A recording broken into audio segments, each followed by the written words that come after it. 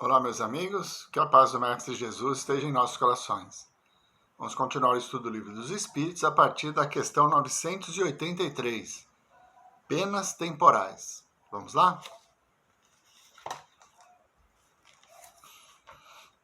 983. Um espírito que expia suas faltas em nova existência não experimenta sofrimentos materiais? Será então exato dizer-se que para a alma, depois da morte, só há sofrimentos morais? É bem verdade que quando a alma está reencarnada, as tribulações da vida representam um sofrimento para ela, mas só o corpo sofre materialmente. Muitas vezes, falando de alguém que morreu, dizeis que ele deixou de sofrer. Nem sempre isso é verdade. Como espírito, não sofre mais dores físicas, embora esteja sujeito, conforme as faltas que cometeu, a dores morais mais agudas. Pode mesmo vir a ser ainda mais infeliz em nova existência. O mal rico pedirá esmola e estará sujeito a todas as privações da miséria. O orgulhoso, a todas as humilhações. O que abusa de sua autoridade e trata com desprezo e crueldade os seus subordinados, se verá forçado a obedecer a um patrão mais duro do que ele o foi. Todas as penas e tribulações da vida são expiação das faltas de outra existência, quando não resultam de faltas da vida atual. Logo que houverdes saído daqui, compreendereis isso. O homem que se considera feliz na terra, porque pode satisfazer as suas paixões, é o que emprega menos esforços para se melhorar. Se muitas vezes ele começa a espiar essa felicidade efêmera já nesta vida, com certeza a espiará em outra existência, tão material quanto aquela. Muito bem. As provas, as expiações, elas estão todas relacionadas com o nosso merecimento. A cada um de nós é dado segundo as nossas próprias obras. Já nos foi ensinado isso. A morte não abrevia o nosso sofrimento. Aqui foi dito que o espírito não sofre mais dor física, mas ele só vai parar de sentir essa dor quando ele tiver consciência da morte.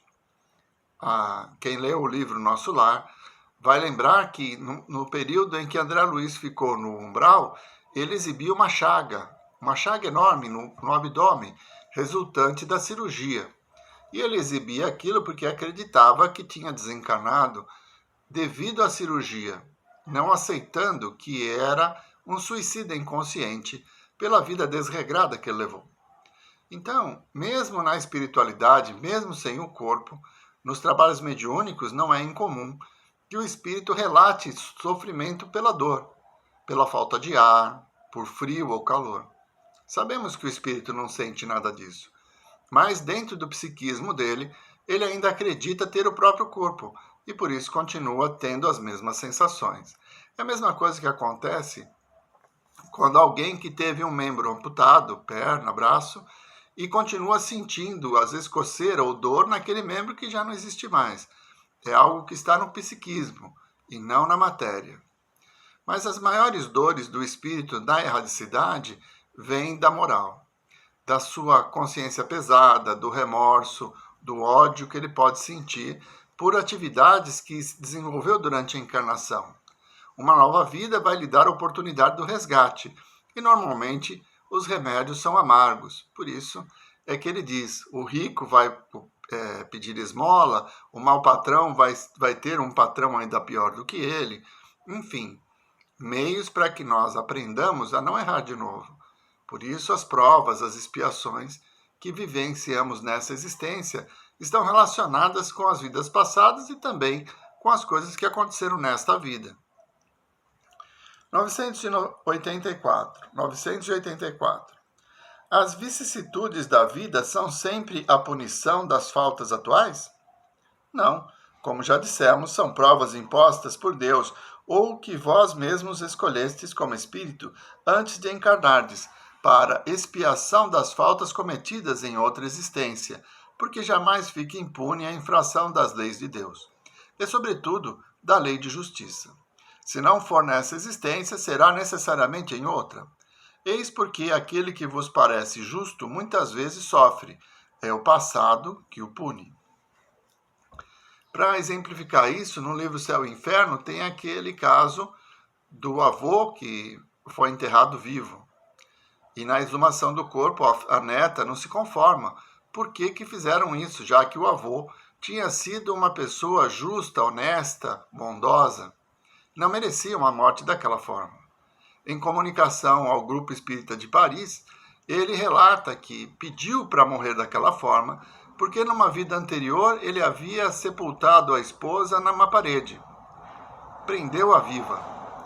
E o remorso por essa ação era tão grande que mesmo ela tendo perdoado ele não conseguia se perdoar. Então pediu a prova. Então muitas das situações da vida ocorrem por atitudes que tomamos numa vida anterior. Nem tudo está relacionado com as escolhas feitas por aqui. Mas sempre precisamos lembrar, a justiça de Deus é perfeita e ninguém fica impune. Por pior que possa ser o erro cometido, o resgate é necessário. Mesmo que arrependido, mesmo que tenha o desejo de se melhorar, de pedir perdão a Deus e ser perdoado, ainda assim o resgate é necessário, porque senão Deus não seria justo.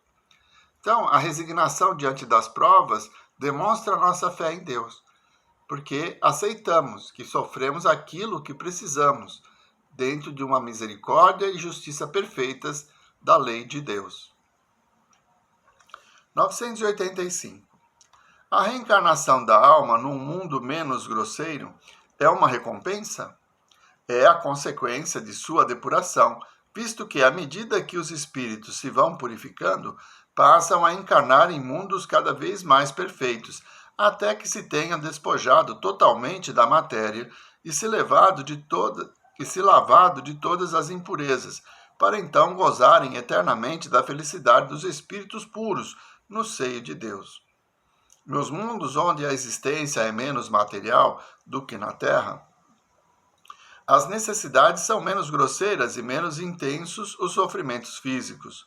Os homens desconhecem as más paixões que nos mundos inferiores os fazem inimigos uns dos outros.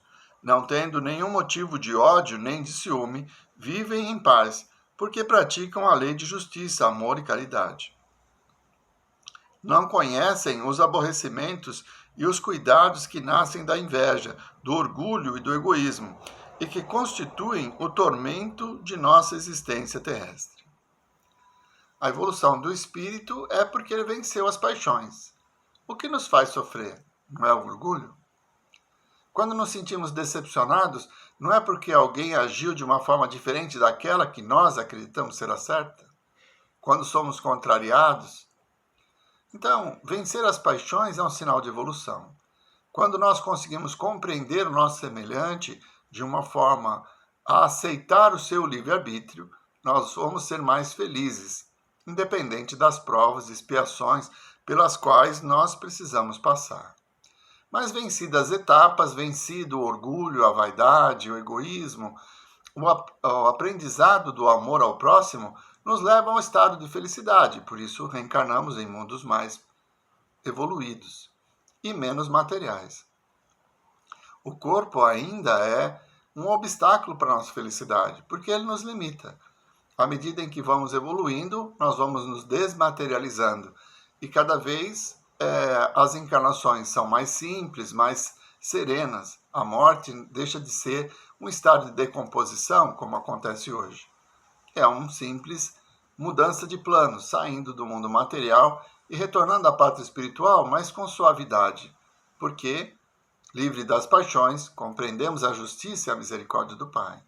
Então, é por isso que alguns espíritos que hoje viveram aqui na Terra, como Chico mesmo, podem reencarnar em mundos mais evoluídos, já que eles demonstraram por atitudes e ações a sua fé e a sua evolução moral. 986. O espírito que progrediu em sua existência terrena pode reencarnar algumas vezes no mesmo mundo? Sim, caso não tenha concluído sua missão. Ele próprio pode pedir para completá-la em nova existência, mas então já não será para ele uma expiação. Evoluído, o espírito do Francisco Cândido Xavier reencarnou na Terra como missionário. A dureza da vida, a orfandade, quando logo pequeno, né, como menino, já sofrendo a perda da mãe, vivendo em famílias que não o aceitavam plenamente, o preconceito com a sua mediunidade, a perseguição da igreja e tantas outras situações vividas pelo Chico não eram causa de sofrimento. Ele compreendia o seu papel e tinha a superioridade e a confiança em Deus para vivenciar essas experiências com serenidade. Tanto que um dos maiores conselhos que ele nos deixou é que o mais importante é que nós não sejamos os ofensores. Quando formos ofendidos, não tem problema, porque é o outro que está com problema. Mas quando nós ofendemos alguém, somos nós que estamos com problema. E ele agiu dessa forma, plenamente, durante toda a sua encarnação. Então, mesmo sendo um espírito evoluído, ele reencarnou aqui para nos ajudar a evoluir também. Como missionário do espiritismo, desbravador, ele desmistificou a doutrina, abrindo portas para que muitas pessoas pudessem ter acesso a esse conhecimento, aliviando os preconceitos. Então, a reencarnação, ela se dá de acordo com o desejo do espírito, de acordo com a sua evolução. Muitas reencarnações, elas acontecem de uma forma compulsória. Por quê? Temos que resgatar os erros do passado, somos responsáveis pelas nossas escolhas, então precisamos reencarnar, às vezes, de uma forma que não gostaríamos, mas que é consequência das escolhas que fizemos. Mas outros espíritos mais evoluídos reencarnam por desejo, para nos ajudar como missionários, porque o amor é que nos faz feliz. E eles estão entre nós, mesmo no mundo de provas e expiações, para dar exemplos, para nos mostrar a verdadeira felicidade, que está muito distante da vida material. 987. O que acontece ao homem que, embora não fazendo mal, também nada faz para libertar-se da influência da matéria? Desde que não deu nenhum passo rumo à perfeição, deve recomeçar uma existência de natureza idêntica à que deixou. Fica estacionário, podendo assim prolongar o sofrimento da expiação. Então, na nossa reencarnação, nós temos opções. Nós podemos evoluir, nós podemos estacionar, nunca retrogradar.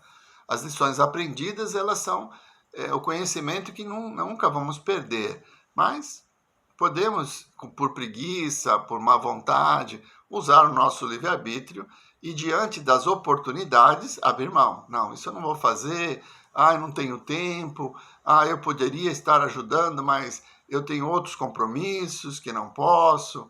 Então, todas essas decisões, elas estão relacionadas com as paixões. Né? Nos achamos, às vezes, melhores do que realmente somos. E abrimos mão do trabalho, do auxílio ao próximo, do aprendizado que a vida nos oferece. Então, numa próxima encarnação, nós vamos ter uma nova chance. Quem já tomou antibiótico sabe. Às vezes a gente tem uma infecção de garganta, por exemplo, e tomamos um antibiótico com uma certa potência. E aí a infecção não cede. Continuamos com a infecção. Aí, numa próxima consulta ao médico, ele vai nos dar um remédio mais forte. Assim também acontece nas reencarnações. Quando abrimos mão por preguiça ou por má vontade das oportunidades recebidas, numa próxima encarnação, a decisão já vai ser menos fácil, vamos dizer assim. Nós vamos continuar tendo nosso livre-arbítrio, é lógico, mas vamos assumir as consequências das escolhas que fizemos na vida anterior.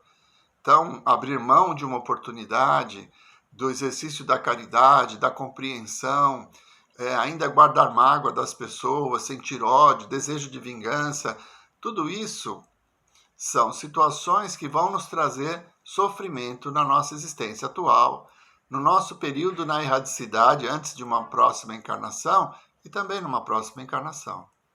Então, olhemos bem para a nossa vida, compreendamos bem as lições do Cristo e busquemos usufruir das oportunidades.